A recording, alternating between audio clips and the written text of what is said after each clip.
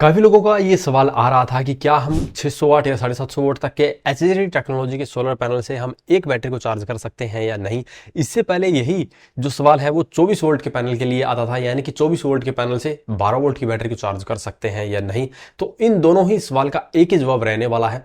आपको एक सही कंट्रोलर या इन्वर्टर का चुनाव करना है जिससे कि आप अपनी बैटरी को किसी भी सोलर पैनल से चार्ज कर सकते हैं। और यहाँ पे हम सिंगल बैटरी की ही बात कर रहे हैं। अगर आप सिंगल बैटरी के ऊपर 750 वोल्ट तक का भी पैनल लगाना चाहते हैं तो आप एक सही कंट्रोलर या इन्वर्टर लेकर बड़े ही इजीली ये लगा सकते हैं। तो यहाँ पे अभी तक मार्केट के अंदर आपको सिर्फ एमपीपीटी पीडब्ल्यूएम दो तरह की टेक्नोलॉजी देखने को मिलती है और उसमें से सबसे एडवांस है एमपीपीटी। और एमपीपीटी टेक्नोलॉजी के कंट्रोलर या इन्वर्टर से ही आप एक बैटरी को 750 वोल्ट तक के भी सोलर पैनल से चार्ज कर सकते हैं। इसके लिए मैं आपको उदाहरण से समझाना चाहूंगा।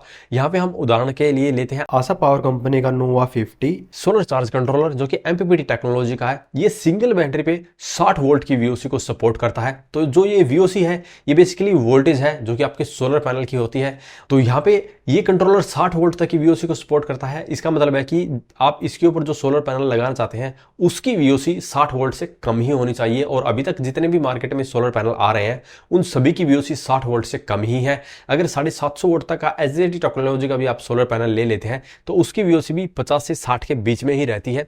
तो इजीली आप इस कंट्रोलर का यूज करके एक बैटरी पर 750 वोल्ट तक का भी एक पैनल लगा सकते हैं। लेकिन दिक्कत यह है कि ये एक बैटरी पर 1 किलो वोल्ट के पैनल को सपोर्ट करता है, इसीलिए आप 500 वोल्ट के दो पैनल इसके ऊपर लगाएंगे तो आपको ज्यादा बेनिफिट मिलेगा। अगर आप 750 वोल्ट का पैनल लगाते हैं तो सिर्फ एक ही पैनल लगा पाएंगे।